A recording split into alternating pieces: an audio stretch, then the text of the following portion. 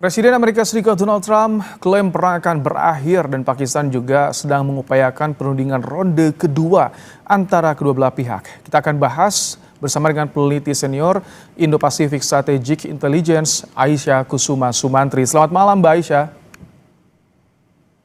Selamat malam Mas Bayu. Oke, Mbak Aisyah, jadi sebetulnya klaim dari Donald Trump ini soal perang bisa saja segera berakhir.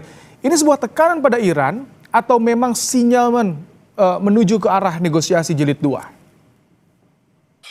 Iya, kita kira sebenarnya kedua belah pihak saat ini memang menginginkan adanya perbincangan lebih lanjut ya. Jadi di perbincangan pertama ini kemarin yang terjadi di Islamabad, kita bisa melihat bahwa sticking point-nya ini masih sangat kuat.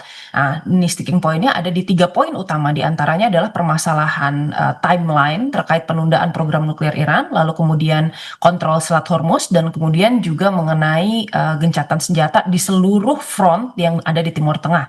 Nah, saya rasa sebenarnya sekarang ini kan Iran ini mengalami kerugian secara militer yang cukup besar ya.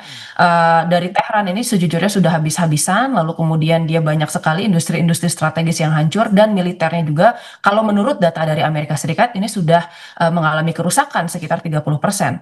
Sementara Amerika Serikat di sini juga mengalami kerugian secara strategis. Di antaranya adalah kerugian-kerugian dari sisi ekonomi dan dari segi politik dalam negeri maupun luar negeri. Nah, jadi kedua negara ini saat ini sedang berusaha untuk kemudian mencari jalan keluar sebenarnya. Nah, bagi Amerika Serikat sekarang desakannya jauh lebih tinggi karena sekarang kan dia akan menghadapi midterm election, di mana kemudian nanti akan ada pemilihan ulang nih dari Senat dan Kongres ya, sehingga ada kemungkinan besar sebenarnya Republikan ini itu bisa tersingkir kalau pollingnya terus turun. Karena terakhir kalau tidak salah polling Donald Trump ini hanya sekitar 35% approval rate-nya. Dan presiden untuk bisa mengendorse kembali ya kekuatan politik partainya itu harus mencapai 30%. Jadi sudah dalam ambang batas ya ketidakpopuleran sebenarnya Donald Trump ini. Nah, sementara saya kira di sini juga Iran karena adanya ya kerusakan dari pabrik petrokimia di South Pars ya yang merupakan 85% dari total produksi petrokimia di Iran.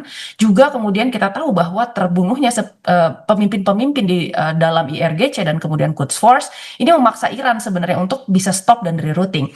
Nah, saya kira sekarang yang keduanya untuk bisa stop ya dan kemudian melakukan sebenarnya gencatan at the very least di bidang kinetic force ini sebenarnya membuka peluang yang lebih besar untuk bisa ya melakukan pembicaraan. Apalagi kita sudah mengetahui bahwa beberapa lalu sebenarnya diplomat dari Pakistan ini kan sudah mengunjungi Iran ya untuk bisa membujuk Iran melakukan negosiasi kembali. Tapi Sementara sebetulnya AS memang ada kemauan, Mbak Aisyah, ada kemauan dari Amerika Serikat dan juga Iran, atau mereka juga masih gengsi untuk exit strategi mengakhiri perang ini? Ya, dari awal kalau Amerika Serikat kan sekarang tujuan mereka adalah sebenarnya mencari exit ramp dari konflik ini gitu. Tetapi memang yang kita lihat Amerika Serikat ini agak unik karena dari segi kebutuhan Amerika ini membutuhkan jalan keluar yang cepat sebenarnya. Tetapi mereka tetap menginginkan salah satu dari tujuan strategis mereka ketika memulai perang ini tetap tercapai.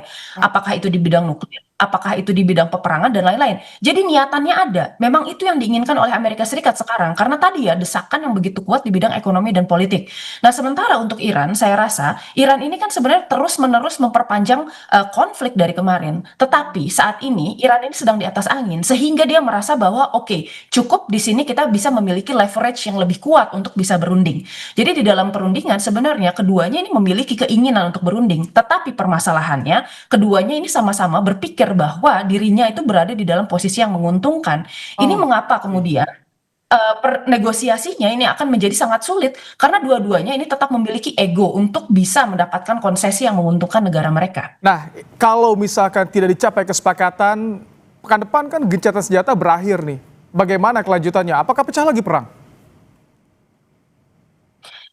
Ya, kita bisa lihat di sini ada beberapa kemungkinan. Yang pertama adalah ketika kemudian serangan ini berlanjut dengan siege warfare ya, jadi mengandalkan serangan udara dan kemudian juga ini ranah pertempurannya akan kembali lagi nih di ranah laut ya melalui blokade dan kemudian juga pertempuran pengepungan ya lewat udara.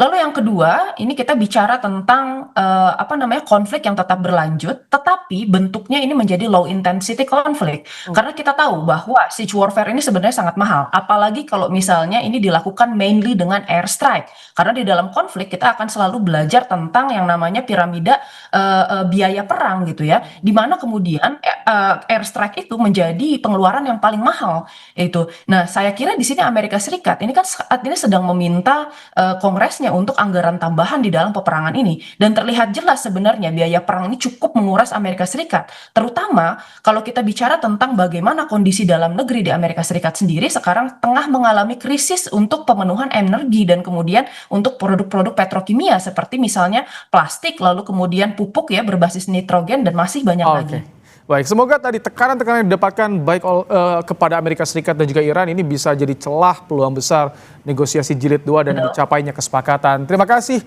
peneliti senior Indo-Pacific Strategic Intelligence Aisyah Kusuma Sumantri telah bergabung di Kompas Malam hari ini.